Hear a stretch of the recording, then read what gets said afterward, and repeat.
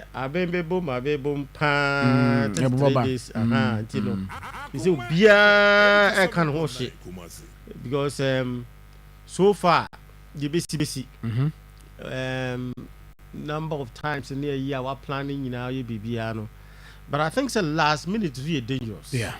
The dangerous aspect near wo kasa yemu any bibi ho no one ye careful it me man for bufu all of the sudden you know this is a stage I think say the political actors you know or more and you're very very very careful na obi anhwe ekwan befa so a obe handle no myself well.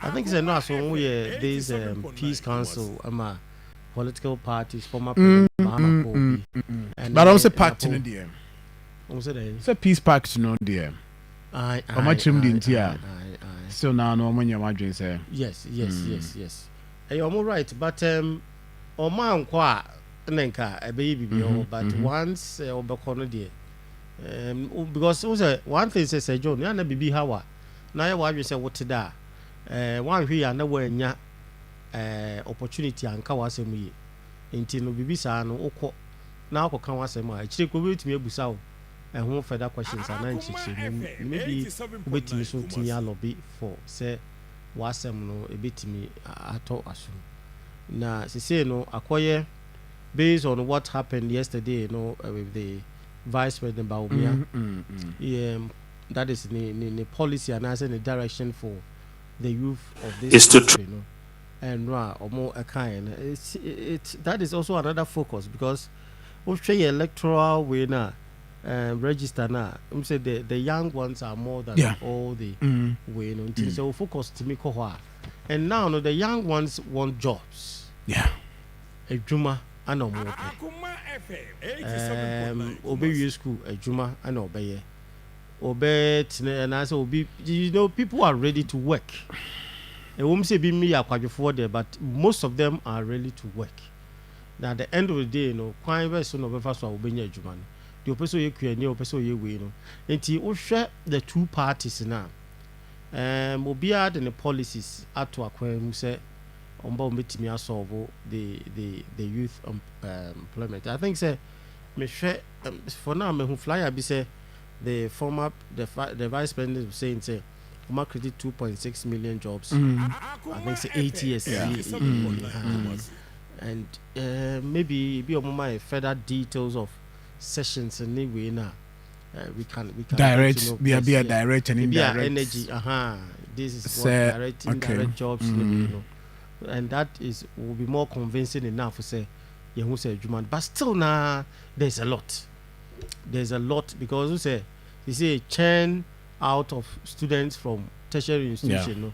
You see, we have a lot of universities in the system. We are no far, and if we economy no so, ya man say me kai say me go school muna Chinese Africans school. Meaning say go school China for no. All Africa school. The any man no. Wow. I don't because no onya bibi kakra bi he can get a job to do. The technical knowledge kakra bi otimi bibi enti no o mu hu say go school na ana ye so no adwuma na eni wonti ye be go school no. Etimi kwa akwajo omo de ye boso.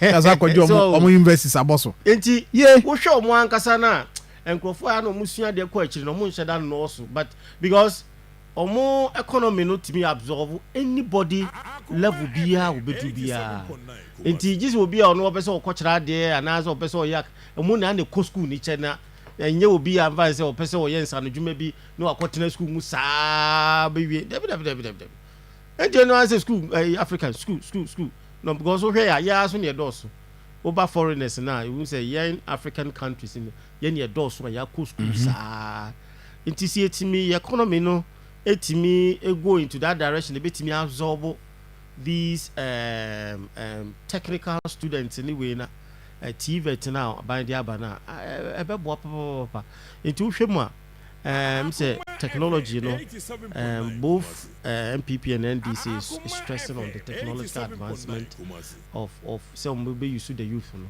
and we cannot take it away from them. Yani bi mo kan say ai and the youth na e will be a generation ko. Yeah generation na technology ni ho.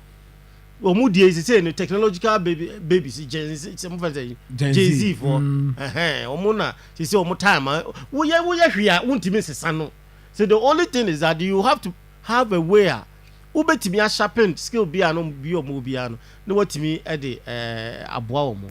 Enye sa pa dia ye be ka say ne nko ye wanwan ene kua kra na use this technology to do. Minimum NGO be omo chere farmers no about how to use drones and they other you know say be a baby or ha technology omo kwa no de sa anoma ni nyina no ayeyi ewura farmers ni mu na fede omo timi e dia monitor e bi omo fertilizers omo be use we omo be use nti omo was our data ni nyina, and these are technology that we can use nti. For now, the economy of the world is based on technology. You say addition, I say you pretty no subscribe you. Assignment is online. They say online, ya phone, ya student to be on the phone, the crowd and the crash. BBA online, uye BBA online, uye BBA online. Inti ama your system of lifestyle no assessor. Ama BBA on the internet and the social media kind of. It is a one to me and she put the youth and I want sharpen more skills to tap into this new world order. Maybe say new world order, no.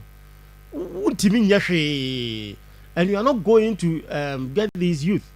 And to share the MPP, almost 1 million youth for me training in digitization. And the NDC is also looking at that. Oh yeah, I also saw that yes. Policy. So which means youth that is their age and that is their time. Yeah. And we need to ensure say I was say target here. Yes. Yes. One target here pass matter. And ubetonsium. And who say yeshemwa about the educational aspect and so on. All the political parties, you know,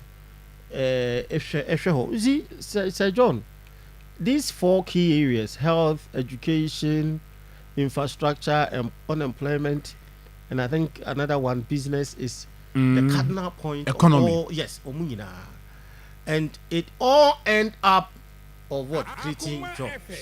Into educational, say you be making sure say you be provided the right knowledge to young crop for. And I was sometime na me Honorable Educhum MP4 Bosompe Minister for Education.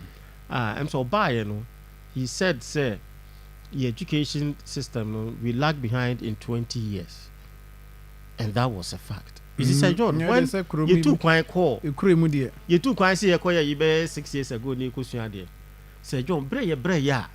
And Sunday timini Asians in the other countries, you know, I catch it up. Yes, I'm telling you. Now, only Chinese, only India, only Pakistan, those Asian countries, you know, only one work class. Yet they are done to what? Show no way. Show no way. Uber Transia, Grinia, yet, ye no one brofoka. And ya bra. So we need to re-strategize near Pemanko for India, for ne Pakistan, for you, boy, kakra. Sabaya ye betimi a sharpen ye level of a ye enti emma yana ye bre but now no see etimi mtina o se nkura no mko square chro mo. I think this abacus ne sa ombu view home frefre nkura ne face it's about and in India for this hard in the world the sharpness of your mind, how to calculate, how to do things fast. And no na ma akura no timi eye ne wioma and 10. A man who said the logical thinking, no, up to task. Me say what the man now, and then mass of we won't mean ye be. All the 2 money man in the number, bisa, but that is the level they find themselves. The mass in yen. Oh, how can I say? Gamma your way. The mass in yen. It's all your mathematician. Semoko ko yedmo ko fanochi. Okay. o ma senye adwuma mi yesu de pharmacy na ebi se bedu edu sabre ya o edu sabre dia ye koto ba o de mass be adwuma o enu de say ya collation ya collation de say any calculator na unya na enu class you ya ni akan ntia ye hwe na say entire say provisional Taiwanese commissioner na ye buza say how far as a journalist ma buza no so wo ja the calculator office it